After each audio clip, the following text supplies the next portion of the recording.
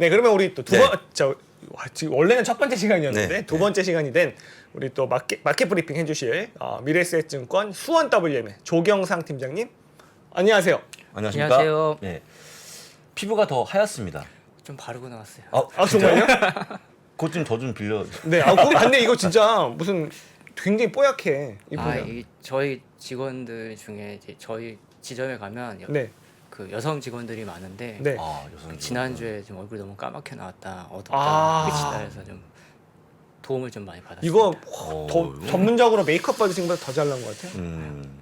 감사합니다. 아우, 그럼 이제 오늘 그런 기분으로 네네. 금리 이제 미팅이 시작됐는데 네. 잠깐 한번 뭐 그거에 대한 어떤 느낌 어떻게 갖고 계십니까? 그 아까 시작할 때 좀 앞에서 말씀드렸지만 이번에 FOMC 끝나고 이제 내일 이제 끝나고 나면 네. 저는 파월이 파월이 8분보다 더 짧은 시간으로 말을 하고 나오지 않을까라는 생각을 좀 했어요. 더 짧게요. 그때도 네. 진짜 할 말만 하고 나왔는데 네. 이번에는 되게 굉장히 많이 고민이 될 수 있는 시간일 것 같아요. 이번에 네. 우리가 흔히 알고 100bp냐 75bp냐 막 이런 논란이 좀 있었잖아요. 네. 고민이 있었는데 지금 거의 시장에서 예측하는 건 75bp 그렇죠. 요 수준으로 갈 거다라고 네. 본다 그러면 현재 뭐 인플레이션이 좀 안 잡혔기 때문에 이 부분을 가지고 그럼 11월에는 어떻게 할까? 네. 여기에 대해서 이제 굉장히 많은 고민을 할 것 같아요. 그런 부분들을 좀 봤을 때는 제가 이따 뒤에서 좀 말씀을 드리겠지만 어떠한 이제 긍정의 메시지나 네. 또는 부정의 메시지나 어떤 의견을 담지 않는 형태로 발언을 하지 않을까라는 생각을 좀 해봤습니다. 무색무취. 네. 그러면 저희 해석해야 되는데 그럼 어떻게요? 뭐 닉 티미라우스가 해주겠죠. 티미라우스가 아니 해주겠죠. 그 친구는 벌써 내년에 금리나 절대 없다고 네. 막 글을 쓰던데. 네, 저도 이제 그 기자가 쓰는 글과 책을 다 좀 읽어봤는데, 네. 그렇군요. 그러니까 거의 뭐 이런 우리가 흔히 알고 있는 소셜 네트워크에서는 네. 파월의 친구다라고까지 불려지기 때문에 그렇죠. 너무 뭐 거의 뭐 파월한테 들은 건지 아니면 네. 파월한테 본인이 거기에 도취가 돼가지고 그 생각에 아예 입각해서 말을 하는 건지는 모르겠습니다만 굉장히 그 최근 들어와서 연준의 어떤 움직임이나 이런 부분에 대해서 예측력이 상당히 뛰어난 인물인 건 맞기 때문에 네.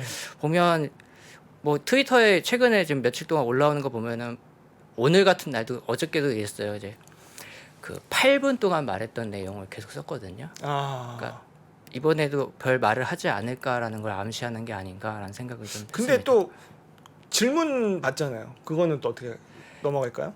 질문에 대해서도 지난번에도 뭐 질문이나 이런 거에 대해서도 거의 뭐 답변을 안 했었고 네. 그 다음에 그 잭슨홀 미팅 끝나고 나서 네. 당분간은 가이던스를 제시하지 않겠다라는 형태의 인터뷰도 있었잖아요. 네. 그런 부분들을 좀 봤을 때는 어떠한 단서나 이런 것들을 흘리지 않을 가능성이 상당히 높다. 근데 그 상황은 전 이해가 가요. 네. 이번에 인플레이션 CPI나 PPI 나온 것들이 좀 잡혔다라고 하면 네. 좀 어떤 이제 단서를 좀 흘릴 만도 했을 텐데 워낙 그동안 좀 그래도 완화되는 모습이었다라고 했었는데 8월에 나왔던 인플레이션 지표들은 좀 그렇게 아주 좋은 내용은 아니었기 때문에 그리고 이번에 이제 상승이 되었던 지표들이 사실 상당히 장기성을 가지고 있는 것들이고 해서 굉장히 뭐 말을 할 때 가볍게 말을 하지는 않을 것 같아요. 그래서 좀 파월이나 연준 이제 FOMC에 들어가는 위원들도 좀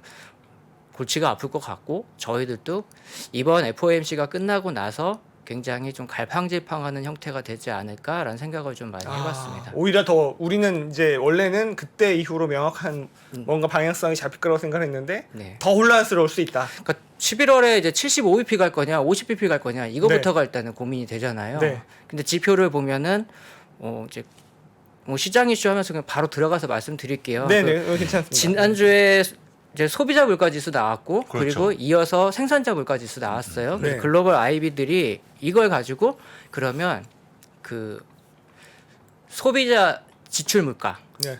개인 소비 지출 물가에서 PC. 네, 네. PC가 나왔는데 그 JP 모건이 연간 4.7% 상승으로 나왔고 네. 전월 대비해서는 0.47% 오른다. 월간 상승률이 0.47. 그리고 UBS가 4.8%, 그리고 월간 대비는 한 0.55% 상승하는 걸로 예측을 하고 있거든요. 엄청 많이 오르네요. 전월비 특히. 그러면 지난달 발표치가 연간 대비로 했을 때는 4.6%였었고요. 네. 그리고 이달의 예상치가 월간 대비로 했을 때 예상치가 0.3%인데 이걸 웃돈다는 의견이 좀 많이 와. 모아지고 있어요. 더 나온다는 거네. 네, 그러면 이런 부분들 뭐 연준도 그런 부분들을 아마 예측을 했었다라고 했을 때는 또는 이게 이달 말일 날 나오잖아요. 네. 이 상황에서 이게 이제 공표가 돼서 만약 진짜 높게 나왔다라고 했을 때는 연준에서는 고민이 상당히 많을 거라 네. 나머지 지표들도 좀 보면서 신중하게 움직여야 되기 때문에 이번에는 그렇게 많은 단서를 남기지 않을 것 같습니다. 왜냐하면 지난번 현재 나온 물가는 이제 원자재의 게임을 벗어났어요. 2차적인 물가 상승인 겁니다. 즉 사람에 의한 뭐 사람이 살고 있는 임대료와 관련된 네. 사실 뭐 지난주에 나온 패널분들이 다 말씀하셨지만 임대료라는 거는 내가 얼마를 내고 있느냐는 7%밖에 반영이 안 되고 네. 집주인한테 물어보는 거거든요. 네. 너네 집이 비었다면 너 얼마 받고 싶어? 이걸 가지고 하는 건데 이게 다 기대잖아요. 네. 임금 상승률 같은 경우도 예를 들어서 장혜성 지점장님하고 저하고 같은 회사를 다니는데 네. 저희는 연봉 공개가 금지거든요. 근데 오. 뭐 사적으로 술 먹고서 얘기하다가 얼마 받아요 얘기하면 나 저 사람만큼 올라가고 싶은데 올리고 싶은데 이게 다 기대치가 반영되어 있는 거라 그렇죠. 파월이 여기서 어떤 말을 한다 아니면 연준에서 어떤 말을 한다라고 했을 때는 사실 인플레이션을 잡기 위해서는 이 기대치를 죽여야 돼요. 꺾어버리는 거죠. 죽여야 되기 때문에 말이 나온다 하더라도 좋은 내용은 안 나올 것 같고 그리고 오히려 좀 가급적이면 좀 침묵을 하지 않을까라는 생각을 좀 많이 했습니다. 이 방송 나오기 전까지. 네. 또 약간 또 혼란을 더 줄 수 있는 네. FOMC 그 목요일 새벽이 될 수 있겠네요. 근데 다만 뭐 오늘 시장 오른 것만 간밤에 오른 것만 보더라도 네. 결국에는 심리적으로 많이 하락했기 때문에 매수세가 들어온다거나 이런 것들을 봤을 때는 네. 그 우리가 흔히 밸류에이션이라고 하잖아요. 네. 이런 부분들은 좀 남아 있는 것 같다. 그리고 과도하게 하락하거나 이런 부분에 대한 공포는 가질 건 없는 것 같아요. 네. 아마 0.75%를 11월에 인상한다라고 했을 때는 정말 0.75%를 벼락같이 인상한다는 말이 나왔을 때 반응을 할 것 같고 네. 오히려 그게 아닌 상황에서는 시장은 더 좋게 반응할 거기 때문에 그 동안에는 시장은 그냥 0.75 갈 것 같아 아니면 0.5일 것 같아 이 지표들을 보고 움직이면서 시장은 좀 과도한 하락이나 이런 부분들은 좀 별로 그렇게 많이 나타나지는 않으면서 시장이 좀 움직일 것 같습니다. 그래요. 단 과도한 재미는 하락은- 없겠죠. 과대한 하락은 안 됩니다. 근데 뭐 당연히 모르실 것 같은데 립밤 몇 톤인지 모르시죠? 네, 그 꼭 여직원들한테 물어보셔가지고. 네, 알겠습니다. 네, 이게 왜냐 물어보셔가지고. 물어보셔갖고요. 이거 립밤은 안 발랐습니다. 정말. 네. 그러면은 혈색이 원래 좋으신 대단하신데요. 분입니다. 아유, 감사합니다. 네네. 이어서 이제 오늘 예. 시장 이슈를 좀 말씀드리면 아까 이제 국채 금리 관련된 이슈가 있는데 우리 흔히 T나라고 하죠. There is no alternative. 네네. 이제 예전에는 뭐 배당 수익률마저 주식이 오히려 더 좋았다라고 하기 때문에 주식을 최고의 투자 수단으로 생각했던 이제 얘기들이 있었는데 뭐 이제 10년물 국채 금리도 이제 4%대에 임접하고 있고 이 뭐 단기물 같은 경우에도 4%에 아직 임박했잖아요. 그렇죠. 이런 부분들 때문에 채권 수익률이 배당 수익률보다 더 좋은데 주식이 최고의 투자 수단은 아닐까 이런 얘기들이 조금 나왔었고 실제로 저는 오늘 고객님께 그런 질문도 받았어요. 뭐 개인적인 의견에서 잠깐 말씀드린다면 네. 배당을 가지고 우리가 주식을 하는 건 아니잖아요, 사실. 그렇죠. 배당 수익률을 노리고 투자를 하는 게 아니죠. 네네. 팔았을 때 수익이 얼마만큼 날 수 있느냐 그 부분을 봤을 때는 사실 주식을 투자해서 배당 수익보다는 그 자본 차익을 노리시는 분들이 워낙 더 많고 저 역시도 그런 성향을 가지고 있는 투자자이기 때문에 네네. 사실 이번에 금리가 급등한 부분을 가지고 하나의 어떤 패러다임이 바뀔 수도 있다라고 보는 거는 좀 무리가 있지 않나 이런 말씀을 좀 드리고 싶습니다. 그다음에 이제 강달러 때문에 좀 여러 가지 이슈들이 좀 많이 있었던 것 같고 너무 심해요. 네. 일단. 그 최근에 뭐 파운드화 같이 급락하는 부분들도 있고요. 그거 진짜 유로보다 더 빠지대요. 네, 저는 그게 이제 엘리자베스 2세가 죽은 다음에 정말요? 네, 연관 있어요. 그 우리 찰스 3세 말도 많고 탈도 많잖아요. 네네. 탈도 많고 그리고 이제 영연방에서 자꾸 벗어나려는 움직임도 있다라는 기사들도 좀 많이 나오고 하는 것들을 좀 추정해봤을 때는 네. 어떤 결집력이나 이런 부분들이 좀 약해지는 부분이 아닌가라는 생각을 조금 해보기는 아. 했었어요. 근데 뭐 이런 나라들은 그래도 잘 사는 나라니까 되게 크게 어떤 흔들림이나 이런 부분들에 대해서는 좀 나중에 문제가 생기면 좀 심각하게 고민해볼 만하지만 그렇게 좀 우리가 이렇게 뭔가 많이 재미삼아 얘기할 수 있는 것들은 아닌 것 같고 그렇죠. 제가 사실 예전에 그 곡물 가격, 식량 가격이 워낙 많이 오르니까 네. 아르헨티나가 왜 아무 얘기가 없지? 이렇게 하면서 아르헨티나 한번 좀 찾아봤었다가 네. 아르헨티나가 현재 기준금리가 75%였는데 어저께인가 오늘 또 올렸을 거예요. 기준금리가 75%고요.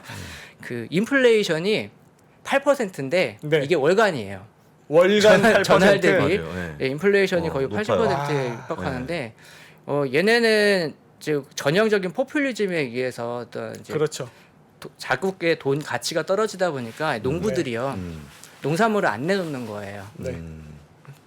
국가에서 팔 때는 아. 분명히 달러를 받을 텐데 자기한테 돌아오는 돈은 페소니까 아. 가치가 그냥 거의 뭐 겨울왕국의 울라프 눈사람이 그냥 썬텐하고 있는 정도로 돈의 가치가 사라져버리기 그렇죠. 때문에 그냥 창고에 쌓아놓고 있다라는 기사를 좀 봤었고 허허. 그 다음에 이제 우리가 흔히 옛날에 터키라고 했던 튀르키예 있잖아요. 네네. 얘네들도 현재 인플레이션이 거의 한 80%에 육박하는 정도 전년 대비해서 나오고 있는데 진짜 대단하다. 여기는 진짜 웃겨요. 어떤 거냐면 이제 대통령이 기준금리 인하를 했는데 이제 네. 인플레이션하고 싸우기 위해서 기준금리를 인하를 했다라는 겁니다. 뭐 어떤 얘기인지 좀 쉽게 말씀드리면 말이 안 되는데. 물건을 살려니까 돈이 모자란 게 인플레이션이잖아요. 네. 그럼 돈을 더 찍으면 되잖아.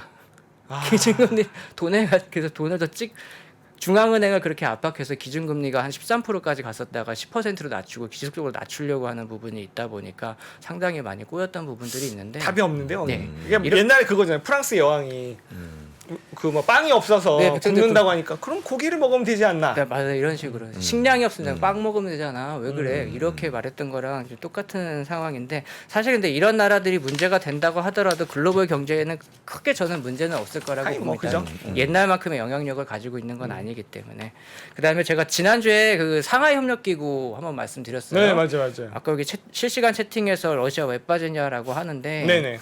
뭐 이거하고 관련이 있었던 건 아니고 이제 그 유럽에서 있는 천연가스 관련된 내용의 기사들이 조금 뭐라고 할까요? 그 천연가스 가격을 좀 완화시켜주는 형태의 이슈들이 좀 많이 얘기가 나오고 있는 거예요. 그러니까 네. 유럽 내에서 천연가스 가격이 좀 많이 하락을 한 부분이 최근에 확인이 되었고, 그렇죠. 그다음에 러시아에 대한 의존도를 상당히 낮출 수 있는 형태로 이제 올 겨울은 날 수 있을 만큼 다 비축을 해놨으니까 네네. 이런 부분들 때문에 아까 보니까 가즈프롬이 한 7%에서 8% 정도 빠지고 있더라고요. 네. 그런 영향을 좀 받은 것 같고 푸틴이 이제 상하이 협력기구 가서 너네 대만한테 관심 갖는 거 난 지지한다라고 네. 했는데 나는 너네 우크라이나 쳐들어가는 거에 대해서 아무런 입장을 표현하지 않을 거야 맞아요. 했고요. 인도 모디 총리도 난 전쟁 얘기는 안 하고 우리 경제협력이나 열심히 하자 이렇게 해서 맞아요. 그냥 지금 전쟁의 끝났어요. 시대가 아니다. 네. 그죠? 그런 얘기했어요. 그래서 어떤 푸틴이 뭐 계획했던 부분들하고 좀 어그러지는 부분들도 좀 있으니까 그런 실망감들도 좀 있지 않았나 여러 가지로 좀 생각해 볼 수 있었습니다. 야, 이게 지금 이제 여러 나라들의 이제 네. 환율이 약해지는 거, 특히 이제 영국 파운드화가 약해지는 네, 게 많이. 또 여왕 서거랑 또 연결해 주셨는데 저는 그런 생각을 좀 해봤어요. 그 찰스 3세가 괜히 싫다 이런 저기 댓글도 많이 있으신데 네. 그렇다면 이제 우리나라에도 찰스가 있어서 좀 보내드릴 수 있는데 그 찰스 말은 겁니다. 네. 그 아주 위험한 발언. 위험한 말은 훨씬 더 하신 것 같아요. 훌륭하다 이거죠. 아니 네. 그냥 평가하지 않겠습니다. 근데 영국은 그 에너지 상한선 저는 그게 좀 문제가 될 것 같아요. 왜냐면 이제 2,500 파운드 묶어놨는데 네, 맞아요. 그거를 한 110조 원 돈이 들어가기 때문에 아유. 엄청난 돈을 쏟아붓고 있는데 네. 사실은 그게 언제까지 이렇게 해야 될지 한 걱정스러운 그런 부분이 있다 보니까. 그렇죠. 그러다가 네, 뭐 네. 사실 재정 그렇습니다. 이제 빵꾸나 그래서 전부 다 에너지 관련한 비용이 들어가서 좀 그런 것 같다. 근데 너무 빨리 빠져서 심하게. 네, 거의 맞아요. 40년 만에 많이 빠졌기 때문에 좀 반대가 되는데 아직까지 어려워 보이니까요. 네, 네. 그래 보시면 될 것 같고 중요한 게 장단기 금리 차를 좀 보면 좋을 것 같은데 어휴. 최근 확대되고 있죠 좀. 더 심해지고 예, 예, 있죠. 좀 어느 정도까지 좁혀지다가 네, 다시 다시 벌어졌어요. 벌어졌어요. 그래서 제가 장단기 금리차와 관련된 자료를 조금 이제 우려하시는 분들이 많을 것 같아서 좀 자료를 조금 준비를 해봤고요. 사실 장단기 금리차는 하나의 어떤 우리가 흔히 예측을 할 때 많이 쓰는 건데 좀 자료를 보고 말씀을 드리면 이제 기본적인 부분을 말씀드릴게요. 이게 도대체 무슨 내용인지. 자, 우리가 장단기 금리가 차이가 어떤 문제가 있냐라고 했을 때 쉽게 말씀드리면 장기 금리는 은행이 대출 금리로 책정할 때 사용을 합니다. 그리고 단기 금리는 예금 금리예요. 네, 네. 그러니까 예금 금리면 은행이 주는 거고 네. 그리고 대출 금리니까 은행이 받는 거죠. 네. 근데 이게 역전됐다라고 하는 거는 은행 망하는 거 아니에요? 마이너스가 되는 거잖아요. 그러니까 그렇기 때문에 장단기 금리 차가 역전이 되면 향후에 은행이 대출을 회수할 수 있다. 은행 수익이 악화되니까 대출을 회수한다. 네, 네. 그러면 이게 대출이 안 되니까 돈이 안 도니까 경기는 안 좋아진다. 이러한 신호로 이제 우리가 이제 해석을 하면서 이제 장단기 금리 차가 나타나고 나면 1년 내지는 1년 반 사이에 경기 침체에 반드시 왔다. 실제로 좀 왔었으니까 왔었죠. 거기에 대한 신뢰도가 높은데 2018년도에 연준 홈페이지에 들어가면 이게 있습니다. Don't fear yield curve라고 있습니다.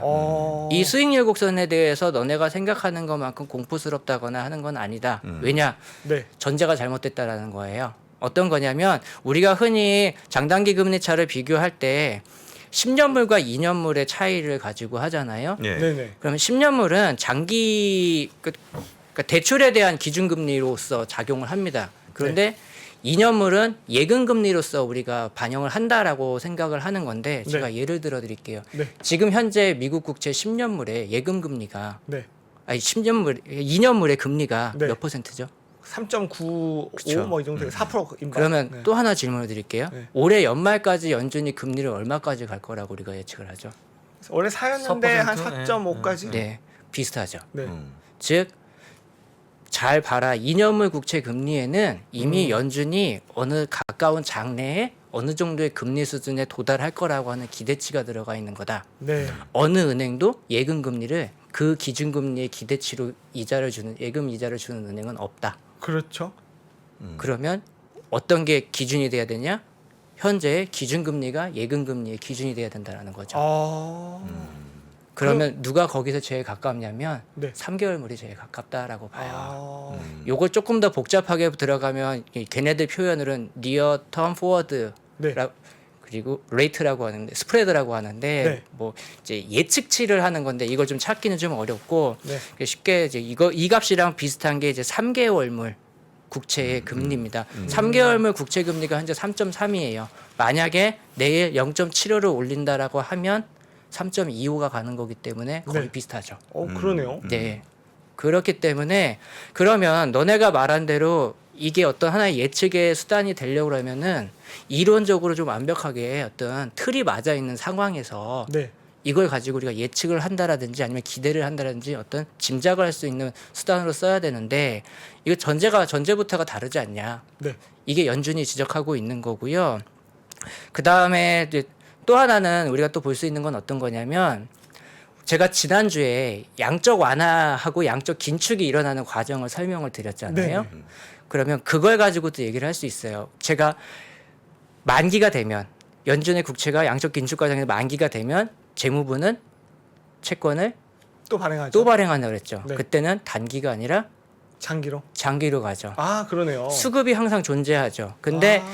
우리가 주식 시장으로 치면 연준은 이제 국채 시장에서 네. 큰 손이에요. 그렇죠. 물론 연준이 사는 게 아니죠. 은행이 사게끔 시키긴 하는데 어쨌거나 연준이 사라고 하겠죠. 네.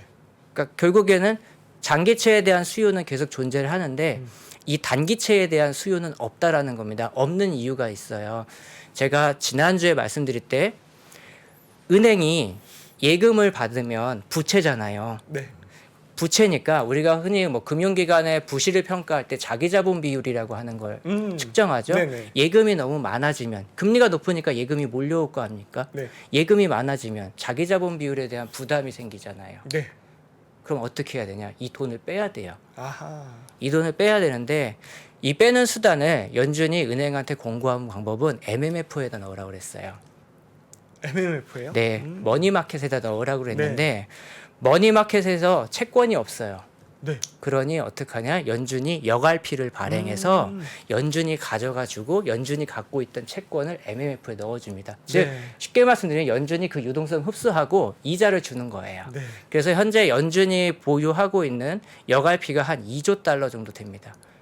한 2,600억 정도, 어마어마하네요. 2,600조 정도인데요. 코스피 시가총액보다 큰 거예요. 그러네요. 코스피 시가총액보다 큰 거예요. 네네. 즉 뭐냐? 결국에 장기금리나 단기금리나 연준의 손에서 움직일 수 있는 영향력이 커졌기 때문에 네. 이 장단기 금리 차는 조작도 가능할 수도 있는 거고 또는 이걸 가지고 어떤 바로미터로 보기가 좀 어렵다. 요 부분을 조금 이제 연준에서는 얘기를 하고 있는 거고요. 그 다음에 이제 네이버나 이런 데 들어가셔서 네. 여러분들이 블로그나 이런 데 봤을 때 장단기 금리 차하고 연관 지어서 내용들이 나와 있는 것들 중에서 보시면 네. 어떤 사람은 그래요. 장단기 금리가 역전되는 순간 주가가 폭락한다. 네. 경기 침체가 시작되자마자 폭락된다. 이런 형태로 많이 설명들을 하시는 글들이 있어요. 그 네. 패턴이. 근데 장단기 금리 차로 인해서 경기 침체가 왔던 것은 맞지만 네. 그 시기에 대한 예측이나 또는 경기 침체가 와서 경기 침체하고 주가가 어떠한 형태로 움직임을 보이는지 이러한 패턴은 모두 다 정형화되어 있지 않기 때문에 네. 이런 걸 가지고 예측이라고 할 수 있는 자료로 쓰기는 어렵다라는 거죠. 다만 주의는 해야 된다. 왜? 투자 심리를 위축시켜 놨으니까요. 그렇죠. 이미 네. 너무 위축됐어요, 저희는. 그래서 장단기 금리 차에 대한 부분들은 이렇게 좀 말씀드릴 수 있고 네. 그럼 장단기 금리 차가 그럼 너는 어떻게 생각해? 침체가 올 거야 안 올 거야 이렇게 말씀드리면 이게 제일 큰 겁니다. 네. 연준은 지금 침체를 원해요. 원해요, 맞아요. 네, 침체를 원해요. 결국엔 장단기 금리 차가 경기 침체를 만드는 게 아니라 네. 또는 이런 것들 때문에 예측할 수 있는 게 아니라 그 상황마다 모든 게 다르다라는 걸 말씀드리고 싶은 거고 지금 연준은 경기 침체를 원한다라는 겁니다. 아유, 그게 참 왜? 기대 인플레이션을 꺾어야 꺾어놔야 되니까요. 되니까요. 그렇죠. 네. 그렇게 해서 그런 관점에서 본다고 하면 내일 FOMC 끝나고 나서 파월이 어떤 얘기를 할 거냐, 어떤 것을 할 거냐, 사실 크게 관심 가질 이유가 저는 없다라고 이미 봅니다. 답정너. 예, 그죠? 답이 정해져 있어요. 답이 정해. 근데 이제 그거를 이제 뭐라고 할까? 빼딱꼼불리. 그러니까 네. 이제 안 좋은 그런 것들이 기정사실화되는. 그래서 불확실성에서 확실성으로 넘어가는 네. 그 정도를 시장에서 보는 거겠죠. 사실 이제 경기 침체하고 주가 폭락하는 거 하고 보면요, 네. 재밌는 게 있어요. 우리가 모르고 있다가 경기 침체가 갑자기 일어나면 주가 폭락이 훨씬 더 커요. 네. 오히려 어느 정도는 우리가 생각하고 있었던 침체 기간에서는 주가가 상승하는데 대표적인 예를 드릴게요. 볼커 1980년대 뭐 금리 엄청 많이 올리고 막 그랬었죠. 네. 사실 그 기간은 1980년도부터 1983년까지는 나스닥 지수가 날라갔죠. 날라갔어요. 날라갔어요. 네. 그 이유는 맨 마지막에 제가 좀 뭔가 좀 정말요? 메시지를 드리면서 알겠습니다. 왜 말씀을 드릴 그러냐면 건데 이유가 있어요. 우리 조영상 팀장님이 정말 준비 많이 한다고 말씀드렸잖아요. 네. 지금 한 3, 4분 정도 더 드릴 수 있는데 반도 안 했어요. 반도. 아, 이게- 큰일 났어. 아 이게 책인데? 반도 안 했어. 아직. 한 35% 정도 한 것 같아요. 네. 그래서 정말 하고 싶으신 걸로 좀 압축해서 한 5분 안에 요거하고 한꺼번에 5분 안에 네, 한번 네. 말씀드려 볼게요. 네, 요 표 한 번만 보시면요. 미국에서 왜 인건비가 안 떨어지고 내려가질 않고 네. 고용이 타이트한가를 보는 건데요.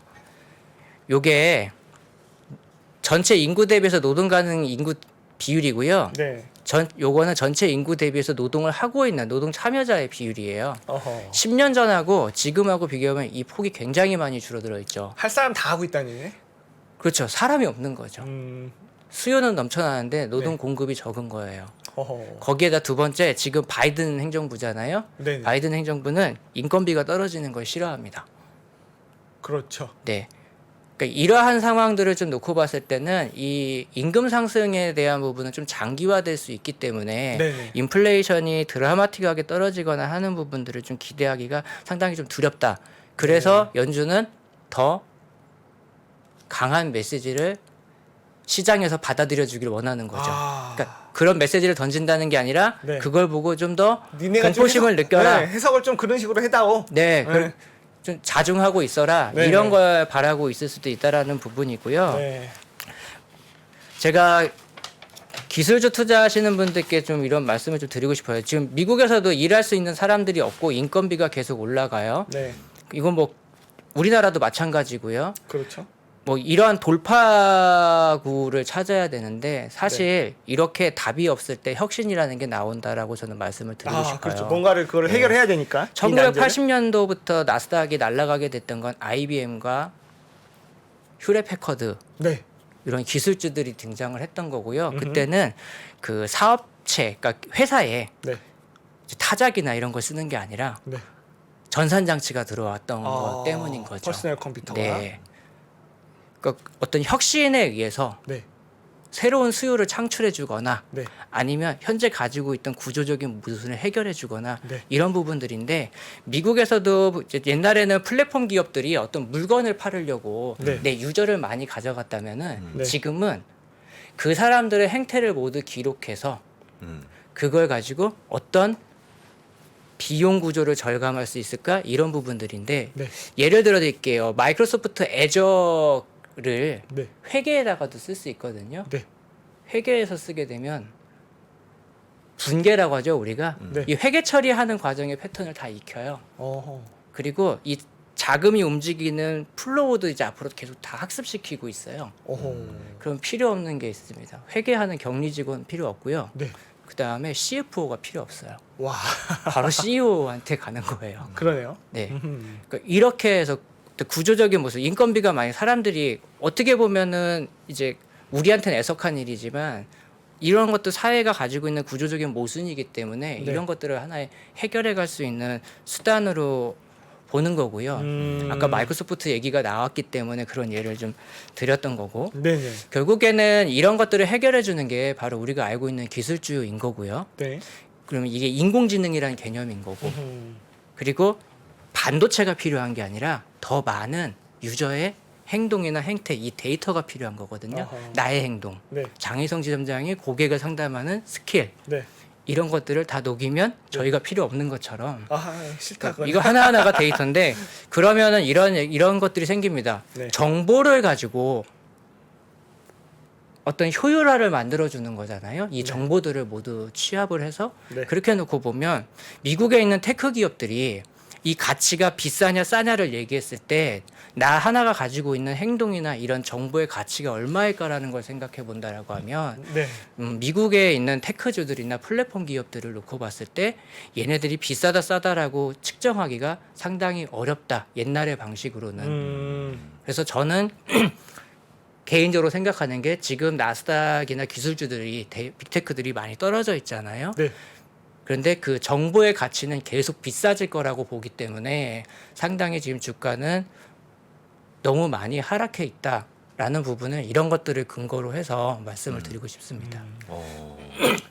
결국에는 네. 데이터가 원유인 시대. 그게 돈이죠, 돈. 그러니까요. 예, 그렇습니다. 그러면 거기에 뭐 가장 1등 기업이 애플 아니겠습니까? 애플 뭐 온갖 예. 신체 지금 다- 와치를 예, 통해서 예. 이제 건강 데이터까지 다 수집을 해놨다고 하죠. 그렇죠, 네네. 그렇습니다. 예. 뭐 데이터가 많은 기업들 네, 다시 잘 봐야 될 것 예, 같습니다. 데이터 비즈니스라고 합니다. 네. 우리가. 오늘 시간 좀 더 달라고 예. 하는 분들이 엄청 많은데 우리 또 수원 WM 직원분들 아니고 팬분들인 것 같아요. 벌써 팬들이 생기셔가지고 또 이거 어떻게 하죠? 또 주중에 한번 더 나오시면 좋긴 한데 또 스케줄이 또 워낙 바쁘신 분이라 오늘 못다한 얘기 또 네. 다음 주에 네. 또 엑기스만 모아서 네. 부탁드리도록 네. 하겠습니다. 알겠습니다. 오늘 수고 많으셨습니다. 네, 감사합니다. 고맙습니다.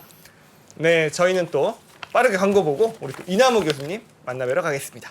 신고가에 5만 원 돌파할 때 5만 원에 따라 살 수 있나요, 우리? 내가요? 5만 원이 다시 내려가서 2만 원까지 와서 2만 원 떨어지면 신저가예요. 거기서 구매해서 쓸 수 있나요? 주식시장에 절대 변하지 않는 것이 두 가지 있습니다. 주가의 기본적인 움직임 그리고 투자하는 사람들의 심리입니다. 내가 팔면 오르고 사면 떨어진다고요? 주식에 대한 공부가 모자라서가 아닙니다. 주가를 만드는 투자자의 심리를 모르기 때문이죠. 하락장의 공포를 이기는 5가지 실전 투자 심리 전략. 박병창의 돈을 부르는 매매의 심리에서 지금 확인하십시오.